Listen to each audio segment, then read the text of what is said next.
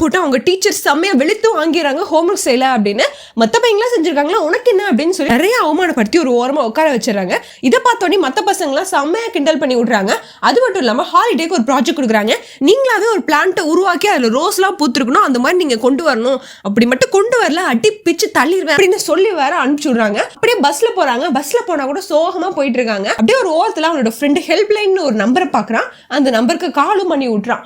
இந்த பையனும் வீட்டுக்கு போய் அந்த ரோஸ் செடியை வளர வைக்கிறான். அந்த இது நல்லாவே வளர்ந்துருக்கு. பட் இன்னும் நல்லா வளரணும் அப்படின்னு சொல்லி ஒரு ஸ்டிக் எடுத்து இவங்க மிஸ் எப்படி அடிப்பாங்களோ அதே மாதிரி அடின்னு அடிச்சு அந்த பூவையே கொன்றான். அடுத்த நாள் அதே இது ஸ்கூலுக்கு கொண்டு போறான். எல்லாரோட செடியும் நல்லா வளர்ந்துருக்கு. அப்படியே ஒரு செடியை பார்த்தா என்ன இப்படி பண்ணி வச்சிருக்க, எல்லாம் அந்த ஸ்டிக் அப்படின்னு சொல்லி அடிக்கலான்ட்டு போறாங்க.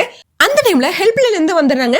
யாரை கிட்ட அடிக்கிறீங்க, இந்த மாதிரிலாம் ஸ்டூடெண்ட்ஸ் அடிக்கலாம் யார் தைரியம் கொடுத்தா அப்படின்னு சொல்றதுக்கு அந்த டீச்சர் விளக்கம் கொடுக்குறாங்க. அவன் ரொம்ப டம்மா இருக்கான், ஒண்ணுமே இல்லை, அடிக்காம என்ன பண்றது அப்படின்னு சொல்லி கேட்க அப்போ அவங்க ஒரு எக்ஸ்பிளனேஷன் தராங்க. நீங்க இப்ப அடிக்கிறனால மட்டும் எல்லாம் மாறிட போகுதுன்னு நினைக்கிறீங்களா, அவன் இன்னொன்னு பிரில்லியன்ட் ஸ்டூடெண்ட்ஸா வந்துருவான்னு நினைக்கிறீங்களா? அங்க தோட்டத்துல வளர எல்லா ஃப்ளவர்ஸையும் பாருங்க, எல்லாமே ஒரே நேரத்துல தான் செடியா நட்ட வச்சாங்க. ஆனா எல்லாமே வளர நேரம் வேற வேற மாதிரி இருக்கு. அப்படியே வளர்ந்தாலும் ஷைன் ஆகுறது எல்லாமே ஒரே மாதிரி தான் இருக்கு, அழகா இருக்கு, பியூட்டிஃபுல்லா இருக்கு.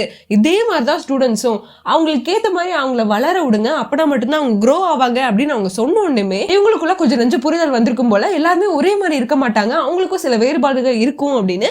அடுத்த நிமிஷமே அந்த ஸ்டூடெண்ட் கிட்ட போய் நிக்கிறாங்க. அப்படியே அவன் பயந்து நடுங்கிடுறான். உடம்பெல்லாம் நிக்காம பெய்ய போதுரா அப்படின்னு. அவங்க ஒரு சாக்லேட் கொடுக்குறாங்க. நானும் உனக்கு ஹெல்ப் பண்றேன் இந்த ஃப்ளவர் வளர்றதுக்கு அப்படின்னு சொன்ன உடனே அவன் ரொம்ப சந்தோஷப்படுறான். இதோட அந்த கதையும் முடியுது. உங்களோட ஸ்கூல் லைஃப் எப்படி இருந்துச்சு அப்படின்னு சொல்லிட்டு கமெண்ட் பண்ணுங்க. நெக்ஸ்ட் வீடியோவில் சந்திப்போம். டாடா, பை.